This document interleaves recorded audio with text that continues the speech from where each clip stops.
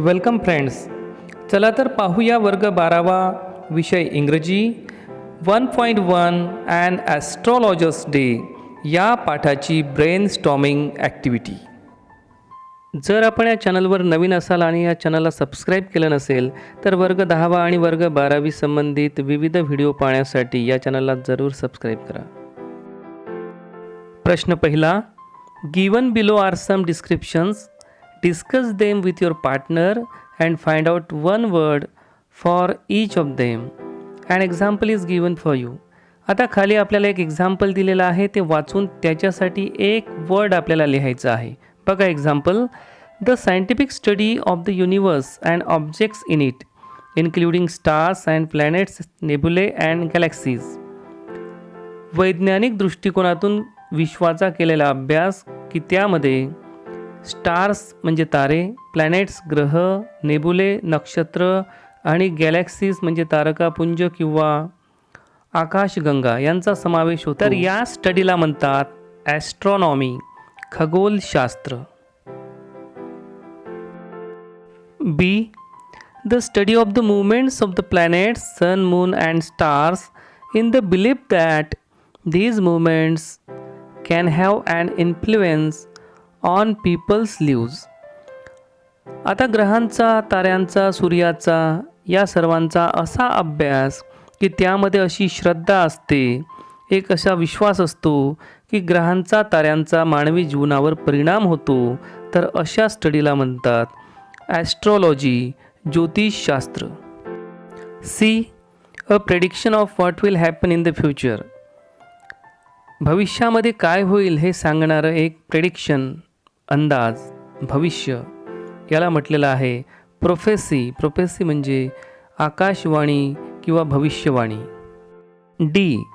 Scientific discipline that studies mental states and processes and behaviour in human and other animals. Scientific discipline असा एक अभ्यास की त्यामध्ये mental state, मानवाची किंवा प्राण्यांची मानसिक स्थितीचा अभ्यास केला जातो, त्या शास्त्राला म्हटलेलं आहे सायकोलॉजी म्हणजे मानसशास्त्र. A1 मधलं दुसरा प्रश्न. In the story we are told that the town hall park was a remarkable place in many ways for an astrologer to build his business. Discuss it in a group and list the exceptional qualities of the place. आता या कथेमध्ये आपल्याला सांगण्यात आलेलं आहे की town hall park place हा जो परिसर होता तो रिमार्केबल प्लेस होता. ॲस्ट्रॉलॉजरसाठी त्याचा बिझनेस वाढण्यासाठी तो परिसर फार चांगला होता. तर असं त्या ठिकाणी काय होतं, कुठल्या क्वालिटीज होत्या, त्यांचं आता वर्णन आपल्याला करायचं आहे. पहिली, त्या ठिकाणी होतं अ सर्जिंग क्राऊड, भरपूरच गर्दी राहायची. A variety of trades and occupation, खूप सारे उद्योगधंदे. नॅरो अँड नॉयझी स्ट्रीट, अरुंद आणि नॉयझी स्ट्रीट, खूप त्या ठिकाणी गोंगाट राहायचा, भरपूर लोक राहायचे. Loud noise of groundnut vendor and auctioneer of cheap clothes attracted customers for and astrologer. त्या ठिकाणी एक व्हेंडर होता ग्राउंडनटचा, तो फार जोरात ओरडायचा आणि त्याच्यामुळं लोक त्याच्याकडे धावत यायचे. तर अशा या साऱ्या गोष्टींचा फायदा ॲस्ट्रॉलॉजरला व्हायचा. पाचवं, not well lit up place as no municipal lighting. त्या ठिकाणी म्युनिसिपल लाईटिंगचा अभाव होता, त्यामुळे तो परिसर संध्याकाळी जास्त लीटअप राहायचा नाही. 6. An astrologer ran his business on the flames of vendor of groundnut. ॲस्ट्रॉलॉजरला त्याचा बिझनेस ग्राउंडनट व्हेंडरच्या फ्लेम्सवर, त्याच्या ज्वालांवर, तिथं जो काही विस्तव राहायचा, आग राहायची, त्याचा प्रकाश राहायचा, त्याच्यावर तो त्याचा बिझनेस चालवायचा. 7. People use to hang around him. आणि तो परिसर एवढा गजबजलेला होता, लोकांची गर्दीच एवढी राहायची की लोक ॲस्ट्रॉलॉजरच्या अवतीभोवती राहायचे, ज्याचा त्याला त्याच्या प्रोफेशनमध्ये फायदा व्हायचा. 3. The astrologer never open his mouth till the other had spoken for at least 10 minutes. Discuss the reason behind his act. ज्या वेळेला ॲस्ट्रॉलॉजरकडे त्याचे क्लायंट यायचे, तेव्हा जोपर्यंत क्लायंट 10 minutesपर्यंत बोलत नाही तोपर्यंत ॲस्ट्रॉलॉजर त्याला एक शब्दही बोलत नव्हता, काहीही सांगत नव्हता. काय कारण आहे? तर कारण आहे he is good at reading the people. तो लोकांना वाचण्यामध्ये, त्यांना ओळखण्यामध्ये फार चांगला होता, हे दिलेलं आहे. त्यानंतर दुसरं reason B, it provided him enough stuff for a dozen answers and advices. 10 minute शांतपणे ऐकल्यानंतर त्याच्या डोक्यामध्ये खूप सारं यायचं की तो त्याचा वापर करून आता क्लायंट आपल्याला काय विचारणार आहे, त्याला काय सल्ला दिला पाहिजे, याची पूर्ण कल्पना त्याला येत होती. C, he could study the psychology of the client and the solution for troubles. आता तो एवढं ऐकल्यानंतर त्या क्लायंटची काय सायकोलॉजी आहे, त्याची मानसिक स्थिती कशी आहे आणि त्याला काय सोल्युशन सांगितलं पाहिजे, त्याचे कोणते ट्रबल्स आहे, याची पूर्ण कल्पना त्याला येत होती, म्हणून तो शांत राहत होता. D, the time he took was helpful for him to जज the client and his problems what wrong was happening to the person sat before him. 10 मिनिटे इतका वेळ घेतल्यामुळे त्याला आपल्यासमोर असलेला क्लायंट कसा आहे, त्याचे काय प्रॉब्लेम आहे, त्याला आता कसं जज केलं पाहिजे, त्याला काय सांगितलं पाहिजे, त्याच्यासोबत काय वाईट घडत आहे, तर ह्या सर्व गोष्टींचं जजमेंट ॲस्ट्रॉलॉजरला येत होतं. E, it was beneficial for an astrologer to minimise his mistake while judging the client. क्लायंटला जजिंग करण्यामध्ये त्याची कुठलीही मिस्टेक होत नव्हती, कारण तो पूर्वीच क्लायंटचं संपूर्ण ऐकून घेत होता, तर त्याच्या चुका कमी करण्यासाठी सुद्धा त्याला ते हेल्पफुल राहत होतं. A2 मधलं पहिलं, the tactics use by the astrologer to earn his wages are. आता ॲस्ट्रॉलॉजर ज्या काही टॅक्टिक्स वापरत होता पैसे कमवण्यासाठी, त्याचा व्यवसाय चालवण्यासाठी, तर त्या कोणत्या होत्या? Analysis of human troubles. तो ह्युमन ट्रबलला ॲनालिसिस करायचा, त्याचं विश्लेषण करायचा. He would use good presence of mind and was shrewd. तो खूपच प्रेझेन्स ऑफ माइंड असलेला व्यक्ती होता, म्हणजे प्रसंगावधान ठेवणारा व्यक्ती होता, खूप हुशार होता.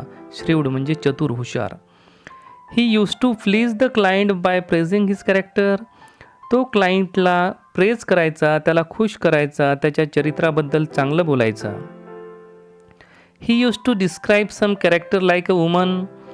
तो त्या क्लायंटच्या प्रश्नाचं सोल्युशन काढताना एक असं उदाहरण द्यायचा की उदाहरणार्थ तुमच्या कुटुंबामध्ये एखादी कुठली स्त्री आहे जिचं तुमच्यासोबत पटत नाही, असं वगैरे सांगायचा. He would fill the minds of his clients with certain fear. तो त्याच्या क्लायंटच्या मनामध्ये भीती भरायचा. He would use some professional equipments to ensure client that he is trying to find out solution. आणि आपल्या क्लायंटला असं वाटावं की तो त्या क्लायंटच्या प्रश्नाचं उत्तर शोधत आहे, यासाठी तो काही प्रोफेशनल इक्विपमेंट्स म्हणजे व्यावसायिक जी काही त्याची साधने होती त्यांचा पण वापर करायचा. Next question, an astrologer's appearance helps to create an impression on his clients. Complete the following. या ठिकाणी एक दिलेला आहे, the turban on his head. आपल्या क्लायंटवर इम्प्रेशन पडावं यासाठी तो टर्बन वापरायचा, पगडी वापरायचा, फेटा वापरायचा. त्याच्यासोबत आणखीन काय असं होतं की त्यामुळे त्याचं इम्प्रेशन राहायचं क्लायंटवर. बी, ही स्पार्कलिंग आईज. त्याचे चमकणारे डोळे. C, his painted forehead by sacred ash and vermilion. त्याचं कपाळ सॅक्रिड ॲश म्हणजे पवित्र राखेने आणि व्हर्मिलियन म्हणजे कुंकू किंवा कुठला तरी लाल रंगाने पेंटेड केलं होतं. D, dark whiskers. त्याच्या मिशा ह्या डार्क होत्या आणि लांब होत्या. तर अशा प्रकारे त्याचं अपिअरन्स असं होतं की तो त्याचा प्रभाव त्याच्या क्लायंटवर पाडू शकत होता. Read the following sentences and choose the correct one. आता खालील वाक्य वाचा आणि त्यापैकी कोणतं करेक्ट आहे ते निवडा. A, the astrologer says that if Nayak does not leave his village again he would. ॲस्ट्रॉलॉजर म्हणतो की नायकने जर त्याचं गाव पुन्हा सोडलं नाही तर तो he would return the money. तो पैसे परत करेल. He would face danger. तो डेंजरला फेस करेल. He would go back to home and stop looking for the man who tried to kill him. तो त्याला ठार मारणाऱ्या माणसाला पाहणं बंद करेल. He would not find the killer. तो किलरला शोधू शकणार नाही. तर राईट ॲन्सर आहे ही वूड फेस डेंजर. तो जर गेला नाही तर तो कदाचित परत एकदा डेंजरला फेस करेल, त्याच्यावर परत एकदा हल्ला होण्याची शक्यता आहे, म्हणून ॲन्सर आहे second, face danger. B. According to the narrator, the astrologer success in his profession is primarily due to. नरेटरच्या म्हणण्यानुसार ॲस्ट्रॉलॉजरचं सक्सेस हे त्याच्या प्रोफेशनमध्ये या कारणामुळे आहे. पहिलं, लक, नशीब. द बार्गेन्स ही ड्राईव्स, तो जो बार्गेनिंग करतो त्याच्यामुळे. हिज अपिअरन्स, त्याच्या दिसण्यामुळे. हिज अंडरस्टँडिंग ऑफ पीपल, लोकांना समजून घेण्यामुळे. तर कारण आहे चौथं, his understanding of people. The story suggests that the astrologer's comment and observation please people by. ॲस्ट्रॉलॉजरचं कमेंट आणि त्याचं जे निरीक्षण आहे ते लोकांना खुश करतं. कशाने? पहिलं, promising them success and good fortune, चांगल्या भविष्याबद्दल तो प्रॉमिस करतो म्हणून. Proving as time passes to have been true, म्हणजे त्यानं जे काही सांगितलेलं आहे ते काळाच्या ओघामध्ये खरं झालेलं आहे म्हणून. तिसरं, flattering them or supporting their own views, लोकांची स्तुती करतो आणि त्यांच्या म्हणण्याचं तो समर्थन करतो म्हणून. Helping them to learn to solve their own problems, लोकांना तो त्यांचे प्रॉब्लेम सोडवण्यामध्ये मदत करतो म्हणून. तर याचं उत्तर यायला पाहिजे flattering them or supporting their own views, तो लोकांची तारीफ करतो आणि म्हणून लोक खुश होतात. D. Gurunayak consults the astrologer because he wants to. गुरुनायकने ॲस्ट्रॉलॉजरसोबत सल्लामसलत केली बिकॉज त्याला काय पाहिजे होतं. पहिलं, अंडरस्टँड द पास्ट, त्याला त्याचा भूतकाळ माहीत करून घ्यायचा होता. Find out who the astrologer is, त्याला ॲस्ट्रॉलॉजर कोण आहे हे माहीत करून घ्यायचं होतं. Make some money enough to bet, त्याला शर्यत लावून काही पैसे कमवायचे होते. Get the answer to specific question, त्याला त्याच्या कुठल्या तरी पेसिफिक क्वेश्चनचं ॲन्सर पाहिजे होतं.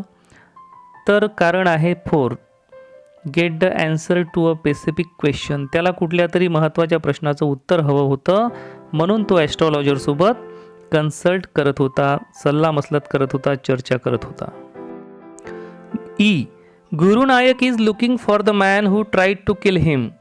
गुरुनायक त्या माणसाला शोधत होता ज्याने गुरुनायकला ठार मारण्याचा प्रयत्न केला. कशासाठी? टू टेक रिवेंज, बदला घेण्यासाठी. टू गेट ॲन ॲफॉलॉजी, त्याने क्षमा मागावी म्हणून. टू डिमांड ॲन एक्सप्लेनेशन, त्याला स्पष्टीकरण विचारावं म्हणून की तुम्हाला का ठार मारण्याचा प्रयत्न केला. आणि चौथं, to prove that the man was unsuccessful, की त्याला हे सिद्ध करून दाखवायचं होतं की तो व्यक्ती अनसक्सेसफुल झाला. तर याचा ॲन्सर राहील पहिलं, टू टेक रिवेंज, त्याला त्या माणसाचा बदला घ्यायचा होता. Yup. The astrologer's remark makes Gurunayak feel all of the following except. आता ॲस्ट्रॉलॉजरने त्याला जे काही सांगितलं, जे काही रिमार्क्स दिला, तर त्यावरून गुरुनायकला जे काही वाटलं, तर खालीलपैकी त्याला जे नाही वाटलं ते आपल्याला लिहायचं आहे. पहिलं, रिलीव्ड. काय तो रिलीव्ड झाला? तर झाला, तो रिलीव्ड झाला, त्याला बरं वाटलं की ठीक आहे, ज्याला मी शोधत आहे तो तर आता मरण पावला, ठीक आहे. दुसरं, सस्पिशियस. तो सस्पिशियस राहिला का? तो शंकाखोर राहिला का? त्याच्या मनामध्ये कुठली शंका राहिली का? तर उत्तर आहे नाही. तिसरं, तो इम्प्रेस झाला का? हो. आणि चौथं, डिसअपॉइंटेड. तो निराश झाला का? तर हो, कारण त्याला बदला घ्यायचा होता म्हणून उत्तर आहे दुसरं, सस्पिशियस. जी.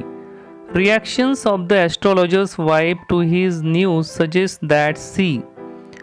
ॲस्ट्रॉलॉजरने त्याच्या पत्नीला ज्या वेळेला सांगितलं की त्याने कुणाचा तरी खून करण्याचा प्रयत्न केला होता, त्यावेळेला त्याच्या पत्नीला काय वाटलं? She was unaware of his past. तिला त्याच्या पास्टबद्दल काहीच माहिती नव्हतं. She has been worried about his safety. ती त्याच्या सेफ्टीबद्दल आता चिंतातूर होती. She has known him since he was young. ती त्याला तो तरुण असल्यापासून ओळखत होती. She is concern about her future with him. ती आता तिच्या फ्युचरबद्दल विचार करत होती, याच्यासोबत राहून माझं फ्युचर कसं असेल. तर ॲन्सर आहे पहिलं, C was unaware of his past. Question number 4.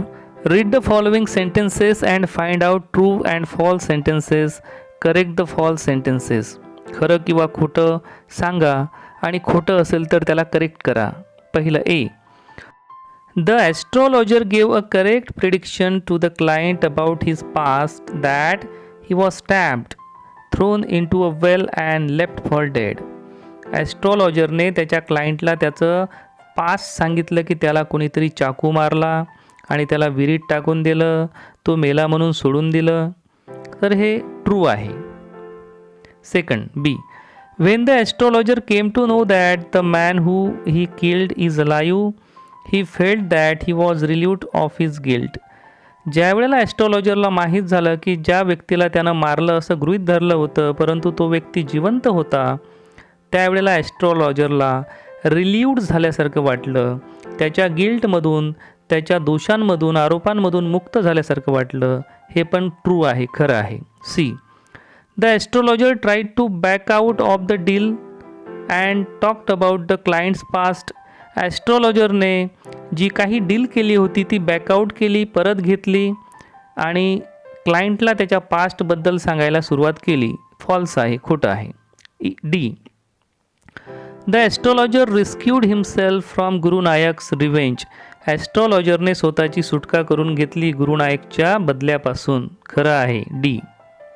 D true. E. The moral of the story is that we must be responsible what we have done and should not run away from our mistake.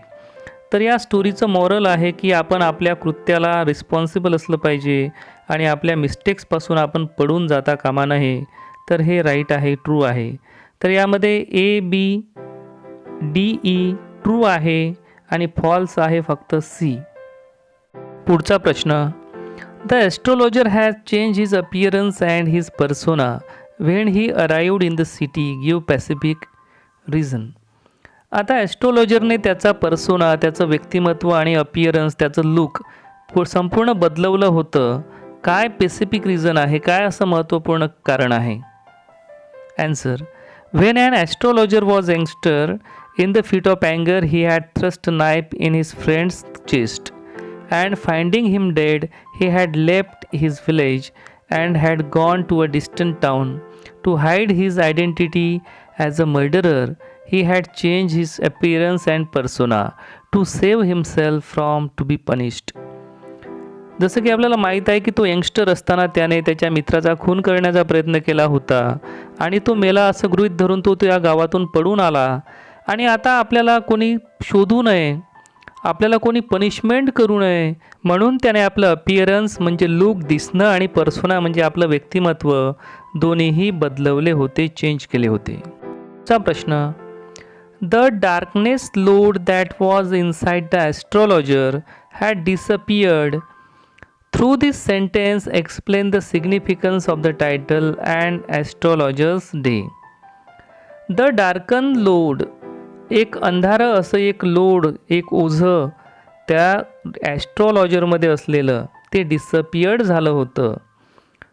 या लाईनमधून आपल्याला या कथेचं जे title आहे and astrologers day हे कसं काय significant आहे हे कसं सांगता येईल? Answer. An astrologer had murdered a man in the past. भूतकाळामध्ये त्याने कोणाचा तरी खून केला होता.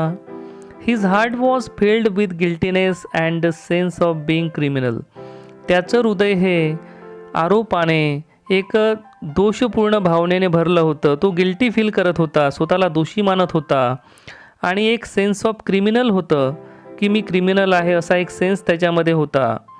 A load of being punished or revenged was all the times on the head of an astrologer. ॲस्ट्रॉलॉजरच्या डोक्यावर नेहमी एक लोड होतं. त्याला भीती होती की तो पनिश्ड केला जाईल, त्याचा बदला घेतला जाईल अशी त्याला भीती होती. As he came to know that the person he had thrust a knife and left him dead was alive. जसं त्याला माहीत झालं की त्यानं ज्या व्यक्तीचा खून करण्याचा प्रयत्न केला होता तो व्यक्ती आता जिवंत होता. He felt relieved from the burden of crime. त्याला खूप चांगलं वाटलं, त्याच्या डोक्यावरचं बर्डन निघून गेलं. Hence the title an astrologer's day is significant as the day was special for an astrologer. त्यामुळेच या कथेचं शीर्षक जे आहे ॲन ॲस्ट्रॉलॉजर्स डे हे या कथेसाठी अतिशय उपयुक्त आणि योग्य वाटतं, कारण तो दिवस त्या ॲस्ट्रॉलॉजरचा होता ज्या दिवशी त्याच्या डोक्यावरचं सर्व लोड निघून गेलं होतं आणि तो रिलीव्ह झाला होता. प्रश्न क्रमांक 7. The astrologer feels relieved that Guru is not dead as it relieves a great burden from him. Critically justify the statement and explain it. आता जसं ॲस्ट्रॉलॉजरला माहीत झालं होतं की गुरु नायक हा जिवंत आहे, त्यामुळं ॲस्ट्रॉलॉजरला खूप रिलीव्ड झाल्यासारखं वाटलं. आता या सेंटेन्सला आपल्याला क्रिटिकली जस्टिफाय करायचं आहे. Answer. The astrologer was under the burden of crime.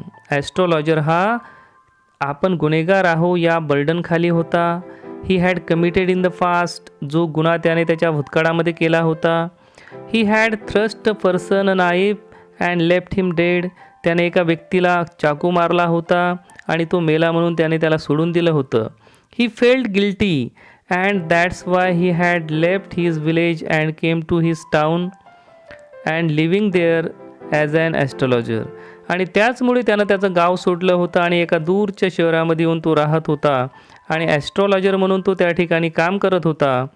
One day when suddenly Guru came in front of an astrologer. Astrologer had a great surprise and was very happy to know that he had not killed anybody. ज्या दिवशी गुरु त्याच्या समोर आला आणि त्याला तो दिसला त्याच वेळेला ॲस्ट्रॉलॉजरला खूप आश्चर्य वाटलं आणि तो खूप खुश झाला. त्याला वाटलं की त्याने कुणाचाही खून केला नाही. He was not murderer. Then he felt relieved. आणि मग त्याला रिलीव्ड झाल्यासारखं वाटलं. प्रश्न 8. The astrologer wins or gets the sympathy of the reader in the end. Express your opinion with the support of the main story. या कथेच्या शेवटी astrologer रीडरची sympathy मिळवतो, रीडरकडून सहानुभूती मिळवतो. तर तुमचं ओपिनियन, तुमचं मत काय आहे ते व्यक्त करा आणि या मेन स्टोरीचा आधार घ्या. Answer. After reading story we come to know that an astrologer was not a murderer. In the fit of anger, he had tried to kill his friend, but fortunately, Guru, his friend, was not killed. He was alive. An astrologer had repented a lot. आता या कथेमध्ये आपल्याला दिसतं की astrologer हा murderer नव्हता. त्यानं murder करण्याचा प्रयत्न केला होता, परंतु सुदैवाने त्याचा मित्र गुरु हा वाचला होता. परंतु जोपर्यंत त्याला हे माहीत नव्हतं की त्याचा मित्र अलाईव्ह आहे, जिवंत आहे, तोपर्यंत तो त्या खुनी भावनेनं रिपेंट करत होता, शोक व्यक्त करत होता, स्वतःला मर्डरर समजत होता. म्हणजे तो पश्चाताप करताना आपल्याला दिसत आहे. In the and he narrates the incident before his wife and feels comfortable and free of burden. शेवटी तो जेव्हा हा प्रसंग आपल्या पत्नीला सांगतो त्यावेळेला तो कम्फर्टेबल आणि फ्री ऑफ बर्डन फील करतो. त्याला वाटते की त्याच्यावरचं बर्डन निघून गेलं. He could have hidden the truth from his wife. आता जसं ही गोष्ट त्याच्या पत्नीला माहीत नव्हती, तो ही गोष्ट त्याच्या पत्नीपासून लपवू पण शकला असता, परंतु त्यानं तसं केलं नाही. It shows his realness. या प्रसंगातून त्याचं रिअलनेस दिसून येतं, त्याचा जो खरेपणा आहे तो दिसून येतो. ट्रूथफुलनेस, त्याच्यामध्ये असलेली सत्य दर्शवण्याची क्षमता या ठिकाणी दिसून येते. तो किती सत्यवादी आहे हे पण या ठिकाणी दिसून येते. And hence in the end of the lesson and astrologer wins the sympathy of the reader.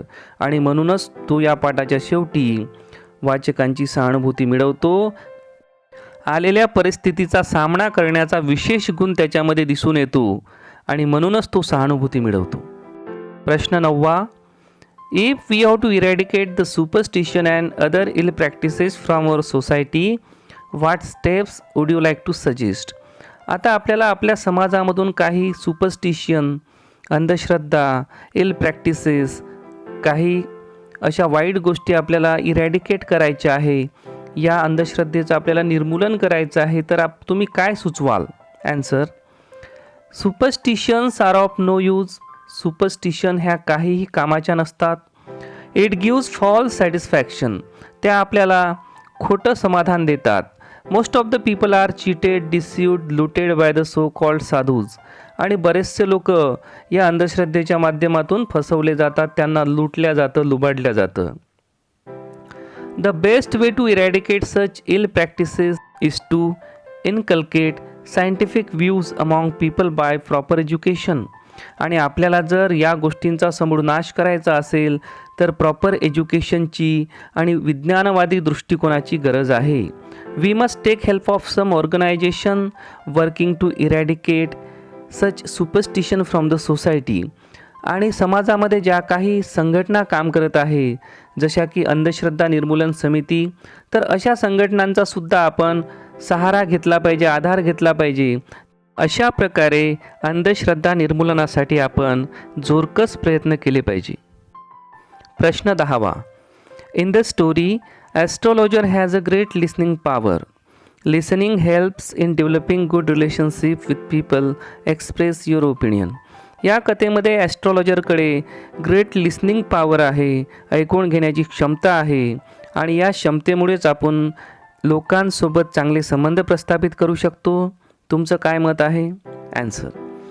The astrologer use to listen every client and after listening and judging everything he would guide the clients.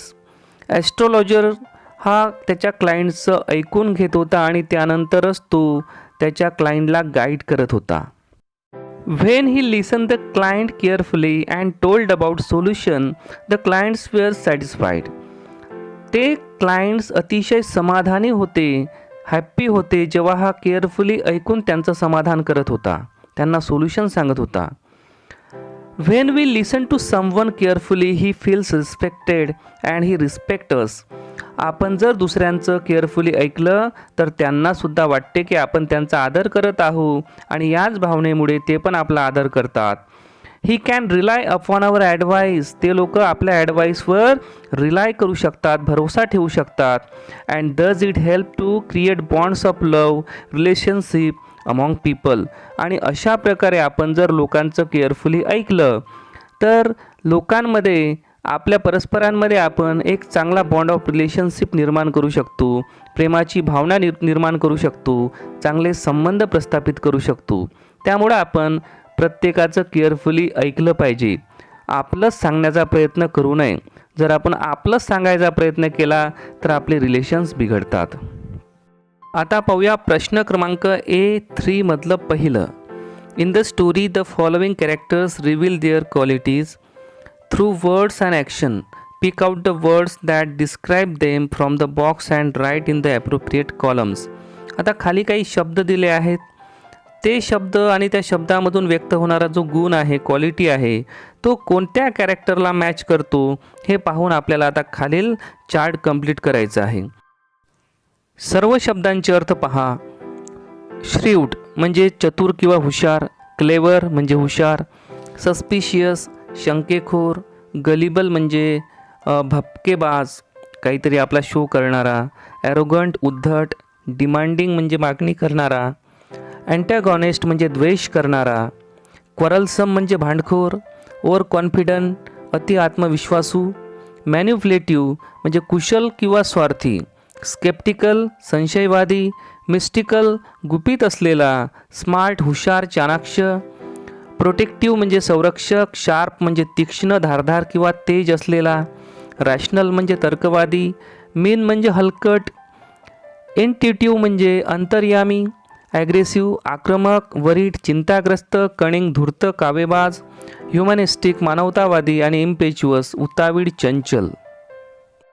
आता astrologer पा कसा होता. श्रीव्ड चतुर, clever हुशार, मॅन्युप्युलेटिव्ह कुशल किंवा स्वार्थी, mystical गुपित असलेला, स्मार्ट अतिशय हुशार, प्रोटेक्टिव्ह स्वतःचं रक्षण करणारा, शार्प माइंडेड खूप तीक्ष्ण खूप धारदार असणारा बोलण्यामध्ये विचार करण्यामध्ये, मीन हलकट शूद्र, इंट्युटिव्ह अंतर्यामी वरीड चिंताग्रस्त, आणि कनिंग फसवा. गुरुनायक मॅन्युप्युलेटिव्ह होता, तो कुशल होता, स्वार्थी होता, सस्पिशियस शंकाखोर होता, ॲरोगंट उद्धट होता, अँटॅगॉनिस्टिक तो द्वेष करणारा होता, क्वारलसम भांडखोर, स्केप्टिकल संशयवादी, मिस्टिकल काही गुपित असलेला, शार्प अतिशय शार्प हुशार, ॲग्रेसिव्ह आक्रमक आणि इम्पेच्युअस चंचल.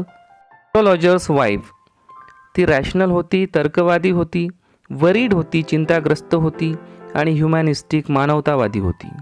पहिला वर्ड आणि त्याला कोणता सफिक्स लागेल म्हणजे आपलं नाऊन तयार होईल. या ठिकाणी एक्झाम्पल आपण तयार केलेलं आहे बघा. पहिलं ऑक्शन, त्याला ऑक्शनियर होईल. तर एन्चांटचं एन्चांटमेंट, नोचं नॉलेज, प्रिपेअरचं प्रिपरेशन, प्रोसीडचं प्रोसिजर, अपियरचं अपियरन्स, रिमार्कचं रिमार्केबल. तर अशा प्रकारे हे नाऊन तयार होतील. प्रश्न क्रमांक 3. An astrologer's day has ironic elements. या पाठामध्ये उपरोधाने वापरलेली काही वाक्ये आहेत. उपरोधाने म्हणजे परिस्थिती एक असते परंतु म्हटल्या दुसरंच जातं. जसं की याच्यामध्ये असं म्हटलेलं आहे की ॲस्ट्रॉलॉजर हा सुपर नॅचरल पॉवर असलेला व्यक्ती होता. आता तो तसा नव्हता, परंतु गुरुनायकची सिच्युएशन जी होती त्याच्यासमोर तो येणं आणि त्याचं खरं त्याला सांगणं, यावरून गुरुनायकला असं वाटलं की जणू काही हा ॲस्ट्रॉलॉजर सुपर नॅचरल पॉवर असलेला आहे. जणू काही या ॲस्ट्रॉलॉजरमध्ये दैवी शक्ती आहे, सुपर नॅचरल पॉवर आहे. अशा बरेचशा सिच्युएशन आहे, त्यामध्ये आपल्याला परिस्थितीची विडंबना दिसून येते. परिस्थिती एक असते आणि दिसून दुसरंच येते. तर याला म्हणतात आयरनी. पहिलं सेंटेन्स पहा. He knew no more of what was going to happen to others than he knew what was going to happen to himself the next minute. Client जेव्हा त्याच्याकडे यायचे तेव्हा त्या क्लायंटचं भविष्य काय असेल हे तर त्याला काहीच माहिती नव्हतं, पण त्याला हेही माहिती नव्हतं की त्याचं भविष्य काय असेल. तर हा आहे आयरनिक टोन, म्हणजे ज्याला स्वतःचंच काही माहिती नाही तो चालला दुसऱ्याचं भविष्य सांगायला. Second example B. To crown the effect, he would saffron-colored turban around his head. This color scheme never failed. आता आपला व्यवसाय चांगला चालण्यासाठी तो कपाळावर ॲश, वर्मिलियन, मुस्टॅक्स, त्याचे डोळे चमकणारे हे तर होतेच, पण आणखीन आपला इफेक्ट जास्त व्हावा यासाठी तो डोक्यावर केशरी रंगाची पगडी बांधायचा, फेटा बांधायचा. आणि यामुळं काय व्हायचं की त्याचा व्यवसाय हा कधीच फेल होत नव्हता, कारण ही कलर स्कीमच अशी होती की ती भारतामध्ये कधीही फेल होणारी नाही. केशरी रंगाचा फेटा घातलेला कोणी व्यक्ती आणि त्यांनी सांगितलेलं काही पण भारतामध्ये ऐकल्या जातं. म्हणजे आता ॲस्ट्रॉलॉजरचा जो पेहराव होता तर तो पेहराव कधीच फेल्युअर होणारा नव्हता, तो सक्सेस होणारा होता. तर ही सुद्धा एक विडंबना आहे. म्हणजे केशरी रंगाचा फेटा कोणीही घालायचा आणि कोणालाही फसवायचं, लुबाडायचं, काहीही सांगायचं आणि लोकांनीही त्याचं निमूटपणे ऐकायचं. तर ही एक विडंबना लेखकाने या ठिकाणी मांडलेली आहे. आता C. Half the enchantment of the place was due to the fact that he did not have the benefit of municipal light. आता अर्धी जी जादू होती त्या परिसराची ती तर याच्यामुळे होती की त्या ठिकाणी नगरपालिकेची कुठलीही लाईटिंगची व्यवस्था नव्हती. बघा आता, नगरपालिकेकडून कुठलीही लाईटिंगची व्यवस्था नसणे ही विडंबना आहे, परंतु त्यामधूनही खूप सारी जादू तयार झाली, तो परिसर जादूमय झाला असं लेखकाला या ठिकाणी सांगायचं आहे. म्हणजे म्युनिसिपालिटी लाईटिंगची व्यवस्था करत नाही ही विडंबना आहे, परंतु त्यामध्ये सुद्धा काहीतरी चांगलं होत आहे असं लेखकाला इथं सांगायचं होतं. तर याला म्हणतात आयरनिकल लँग्वेज. उपहासात्मक किंवा उपरोधाने वापरलेले sentences. Example D. He was as much a stranger to the stars as were his innocent customers. Yet he said things which pleased and astonished everyone. Astrologer ज्याप्रमाणे त्याच्या क्लायंटशी अनभिज्ञ होता, त्याला त्याच्या क्लायंटबद्दल कुठलीही कल्पना नव्हती, त्याचप्रमाणे त्याला कुठल्याही ग्रहाची काहीही कल्पना नव्हती, कुठल्याही ताऱ्याबद्दल त्याला काहीही अभ्यास नव्हता, पण तरीही तो छाती ठोकून सांगत होता की मी तुमचं भविष्य सांगणार आहे. आणि त्याला काहीही माहिती नसताना सुद्धा लोक त्यानं सांगितलेल्या प्रत्येक गोष्टीवर खुश व्हायचे. काय ही परिस्थितीची विडंबना नाही का? तर यालाच म्हणतात आयरनिकल टोन, एलिमेंट्स ऑफ आयरनी, उपरोधिक सेंटेन्सेस. चौथा प्रश्न, in this story many Indian words are used. जसं की cowrie shells, this is an example of code mixing. Code mixing याचा अर्थ असतो की दोन वेगवेगळ्या भाषेचे शब्द एकत्रितपणे वापरले जातात. जसं की कौरी हा इंडियन वर्ड आहे आणि शेल्स हा इंग्लिश वर्ड आहे. तर असेच काही शब्द या पाठामध्ये आलेले आहेत. तर ते शब्द बघा. Bombay ice cream, Bombay Indian word. Daily almond, daily Indian word. राजाज डेलिकसी, राजाज हा आपला इंडियन वर्ड आहे. 3 पाईज, यामध्ये पाईज हा इंडियन वर्ड आहे, पण आना, आना इंडियन वर्ड आहे. लिट चेरूट, चेरूटसुद्धा इंडियन वर्ड आहे. जुटका ड्रायव्हरमध्ये जुटका हा इंडियन वर्ड आहे, ड्रायव्हर इंग्लिश. सॅट ऑन पियोल, तर या ठिकाणी पियोल पण इंडियन वर्ड आहे. पियोल म्हणजे बसायचं आसन. तर असे असतात कोड मिक्सिंगचे वर्ड्स. तर अशा प्रकारे आपण ॲन ॲस्ट्रॉलॉजर्स डे या पाठाची ब्रेन स्टॉर्मिंग ॲक्टिव्हिटी या ठिकाणी पाहिली आहे. काही ॲक्टिव्हिटी बाकी आहे ती आपण सेकंड व्हिडिओमध्ये कंप्लीट करणार आहोत. तर विद्यार्थी मित्रांनो, जर तुम्हाला हा व्हिडिओ आवडला असेल तर याला नक्कीच लाईक करा, शेअर करा, कमेंट करा. आणि जर तुम्ही या चॅनलवर नवीन असाल आणि या चॅनलला सबस्क्राईब केलं नसेल तर सबस्क्राईब करायला विसरू नका. Thank you very much for watching this video.